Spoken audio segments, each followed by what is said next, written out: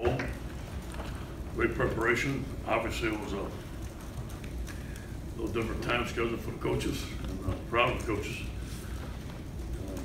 Putting together a game plan, going out on the road recruiting for the last 3 weeks, home visit, working day and night, and come back and have a solid game plan for our guys and get our guys to execute very well. Thought we've had some good practices. Obviously, just about a week ago, and today was turnover Wednesday. No turnover Wednesday for the offense. Tomorrow we no repeat Thursday. Friday we focus Friday. They'll go home for Christmas. They'll come back on Tuesday. We'll do it again. Then we'll head on to Orlando. A couple of things. Arden Key, Corey Thompson, and Downey are out with injuries. They will not be coming to the bowl. And Cameron Gamble is ineligible to play in the bowl. That's what I have for you there. With the signing day, obviously, I spoke today about it. We signed close to 20 guys. I don't know if all of them announced yet. We have close to 20. We're expecting to sign 21 the next couple of days, if everything goes right. And obviously, our coaching staff worked very hard. And I think the transition from Jeff Grimes to James Greger went smoothly. We kept every offensive lineman, so I'm excited about that. And again, I want to compliment Coach Grimes for number one. He got a better job. He got an offensive coordinator job to better his career, and we wish him the best. But also, he was heavily involved in every one of these linemen, and went out with a first-class deal. Helped us stay with these linemen. We signed all of them. He sold LSU the whole time. And I can't thank him enough. That was a critical part of our recruiting. Obviously, 5 defensive tackles, front 7 was really good. We got some guys that we are targeting to the left that are going to have to fill specific needs. Obviously, getting the kicker was something that we wanted to do, so we're proud of doing that. I think a couple of guys that I didn't get to talk about this afternoon was Damon Clark, 6'3", 218. Out of Southern Lab, guy that we targeted. He's been committed to us 2 years ago. A guy that's really, really important in our recruiting class. In Baton Rouge, we're going to start in Louisiana first. Spent in Baton Rouge. Great man with a great young family, a great family, and just glad that he is a Tiger. Another young man that I didn't get to mention this afternoon because he signed a little bit later, very important to our class. Cole Smith, 6'4", 280, freshman out of Pontotoc, Mississippi, Pontotoc High School. Cole was the #1 center ranked in America. We were the first one to offer him a scholarship. And obviously from that state, it's a big gift for us. He's a tremendous player, has tremendous hips and feet. His dad was a great player at Mississippi State, has a wonderful mom. We had a great relationship with them, and we're glad that Cole is a Tiger. Other than that, we're excited about our recruiting class. Like I said, we evaluated every one of these guys. We know what they can do. We know their potential. Obviously, Louisiana first. We're excited that we signed 6 guys from North Louisiana. 318 area code, as our guys call it. Again, another successful year in Texas. Signing Dominique Livingston from Houston, 2 guys from Dallas, Gerald Cherry, and Chase Hines, and we're going to continue to do a good job in Texas and the surrounding states. Any questions? Coach, how worried were you about Grimes leaving at this point in the year? Yeah, you know, first of all, this time of year, you're always worried about it. But again, always have a backup. You know, and Coach Greger was a backup. If Coach Grimes was left, he's a guy that you know is going to be a coordinator. Knows going to be a head coach, so we had a plan. I thought it worked smooth, but it shows Coach Jeff Grimes' character, and that he stayed with his team for the bowl. He continued to recruit the guys as long as he can. I took over, and I had a great relationship with those guys, but I was worried, obviously. But I think that when you see Coach Greger's resume, the guys that he coached, and we were able to get that to our recruits, and they were able to speak to him. He could call them, but they could call they could place the call to him. I think they immediately liked him, and knowing that he and I worked together for years, they trusted me. I think that was key. How tough new signing day is balancing signing 2021 guys? Yeah, so you know it's different. You know, all of a sudden, here's the how I look at things. I was against it, and I'm sure many coaches are against it. And I still think it's tough, and I still think it's unfair in a lot of ways, but it's the rule, so we have to take advantage of it. And I thought our staff did a tremendous job of taking advantage of it. Now that it's over, I'm glad that it is over. I think that we had a good plan. We took advantage of the plan, and it executed very well. We could have signed 3 or 4 more guys, and we didn't want to do that. We have some certain slots that we have to fill in the next 4 or 5 scholarships that we signed. We have to go after those guys, and those guys are key guys to our class. How big, I guess in January there's a lot of skill guys left, but y'all signed a lot of O-line, D-line now. I guess D-line, how big was kind of replacing or building up that depth? Huge, and the guys that we got, you know, Darren Rosenthal's a guy we've been trying to recruit for 4 years now. David Cotton, you know, he's a difference maker. He's quick. Dominique Livingston, big nose tackle. Chason Hines. Nelson Jenkins right there for Black. We got some big guys. We have big guys that other SEC teams wanted, and we got them, especially in the state of Louisiana. And we want to get 2 big ones from Texas. And Jarrell Cherry, great outside linebacker from Corner High School. And so we're pleased with the front 7. And again, we're pleased with our signing of the linebackers. We think we signed 2 outstanding middle linebackers and 4 outstanding outside linebackers, which we're going to need. Chris Curry, Ed, a little bit about him maybe, yeah. And do you think you want another running back? Sure, yeah, well, sure, there's no question. And we're all going to sign another running back, maybe 2 more. No question about that. We need running backs. We're looking for playmakers. We have our eyes on some guys that are dynamic. We're going to get them. And I feel good about a recruiting process at that position. Tommy Robinson has done a tremendous job. We do have another running back that's committed to us, and something should be coming out soon. I can't say nothing about it. And then we're going to go after another one if we can. How is when you last February transitioned to this class, you talked about Louisiana first. Yeah. Now that after this signing day going into the next, you feel like you've set yourselves up well? Feel good. He's assigned 6 guys from North Louisiana, perhaps 7. It's a big get for us. Baton Rouge, we targeted some guys that are really good. Signed a guy from Berwick, New Orleans.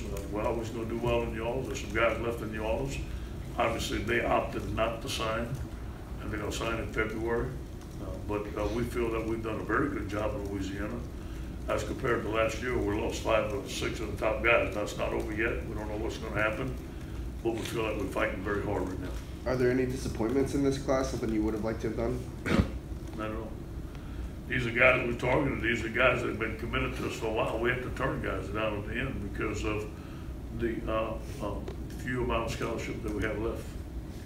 You talked a little bit in the middle of the season about how much you wanted to get that JUCO offensive lineman. To be able to get Bedara, how big is that for this team? It's great. And he's a guy we targeted, and Jeff found him, and God we wanted, and we needed. And for us to go to Ace Community College in Brooklyn, it was a tremendous time I had up there because I'd spent 20 years at 20 years ago I spent at Syracuse. So there was a young man on the staff that had coached defensive line. The head coach was an assistant at National Community College when I go there. So the day I went there, it was kind of like a reunion, seeing all the guys and brought back a bunch of memories. And so we had some tremendous connection, but Coach Grimes is the one who made the relationship with Bedora, and then we continued it on. And I went to Boston to meet with his parents, tremendous people, and they believed in what we had to do. Obviously, it got tight in the end. Other schools were coming together, but that's what it is. But the relationship that Jeff Grimes built, the one that I continued on, our ties to New York City, from Syracuse, I thought brought everything together, and our availability for those guys to come in, and he's going to be a mid-year graduate. We're signing 8 or 9 mid-year graduates, so we're excited about that. Those guys are going to be in here in the spring. Coach, all your years doing this, obviously you talked how much you love recruiting in the past. How do you personally define the class as, you know, a success 3 or 4 years down the road? What is a successful recruiting class for you? Yeah, I like it because I saw them all my own eyes and evaluate, and I like it. And you know, hey, you know, rankings are good. You know, 5, 4, 3 stars. That's all good for some teams. But you know what? I've had guys that are 2 stars named Patrick Willis end up being a good player. You know, Dexter McCusker ended up being a good player. Mike Patterson. It's all in the eyes of the beholder. Some of these guys, you know, are bigger right now. They're going to lose weight. Some of the guys are smaller. Some guys are going to change positions. I mean, it all works out. I mean, it all works out as long as, you know, I learned this from one coach that I work for. Don't worry about the guys you miss. Worry about the guys that you got and make sure they can play. And I feel good about all these guys. And mainly I feel good about their character and knowing their mamas and daddies. All their mamas and daddies came on the visit. I think it's a tremendous asset that the NCAA allows us to pay their trips now. And that helped for those guys to come see what we got going on here. So I think overall, I love the class. Everybody likes their class, but I see a vision down the road where each one of these guys fit in. They fit some needs, whether they're a 3-star or 2-star, I didn't care. I knew what we needed. I saw them play. I knew we could develop them with our coaching staff, and I think some of them will be some really good players. How and when was the decision made about Arden? Well, Arden's been battling some injuries, and he has not been able to practice, and he won't be able to practice, he won't be able to play. And so that decision kind of came down today, and I talked to him, and I know he's tried.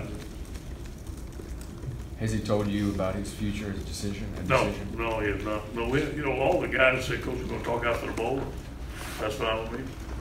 Coach, how beneficial do you feel like it is for the Tigers to be showcased in the Citrus Bowl as far as recruiting future recruits? Yeah, I love it. And here's as you guys saw us climb out of the hole we had dug. And I sit here at this podium and tell these guys every week, keep on working, something good for you. Something good at the end of the season is going to happen to you. You got to believe.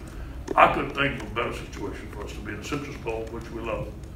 Played a national power like Notre Dame that once was a team that was going to the BCS and looked like, and still do, looked like one of the best teams in the country.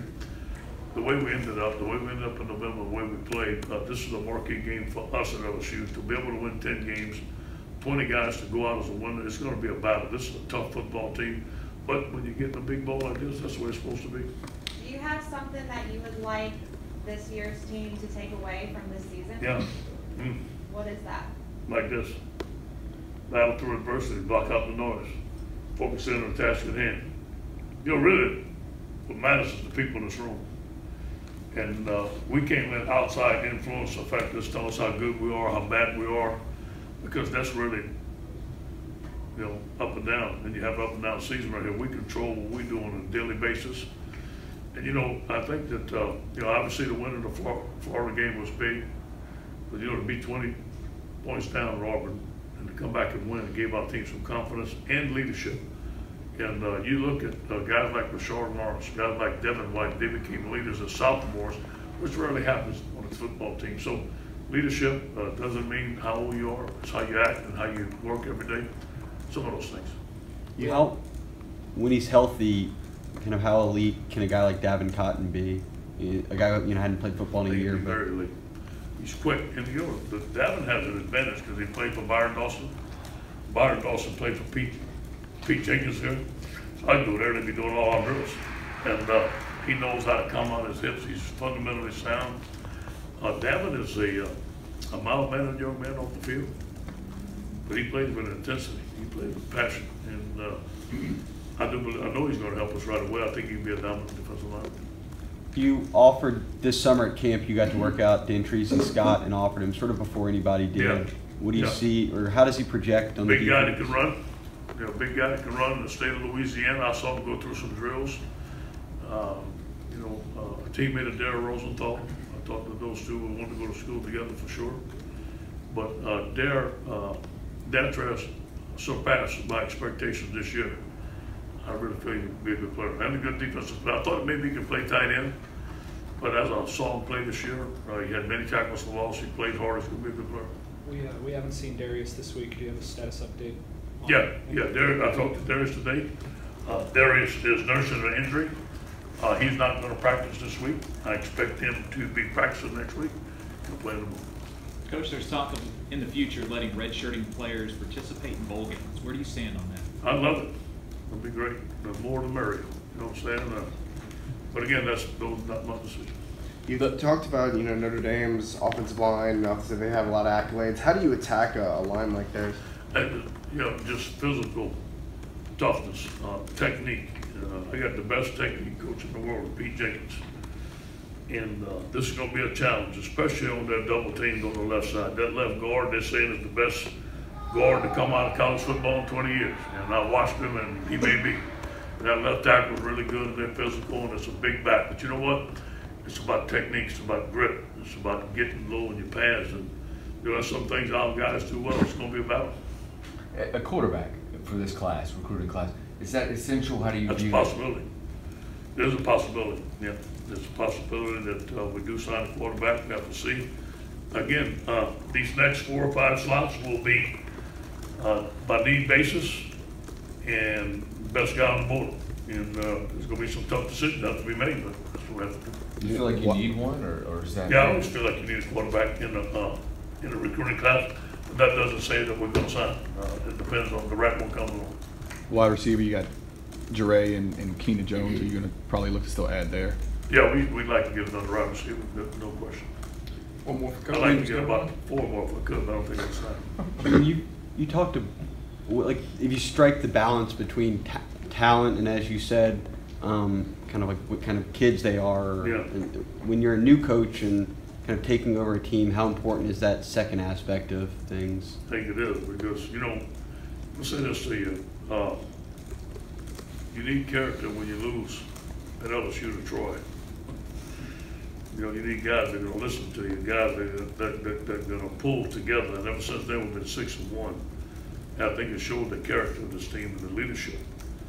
And you need it. I mean, you need, this is a galvanized football team right now. And I want a guy with good character. We always say we promote good behavior. Obviously, I know all our boys are not all angels. Well, neither was I growing up. But as long as they can be doing the right thing, going to school, and working on doing the right thing, I'm all for them. Thanks, Coach. Hey, guys.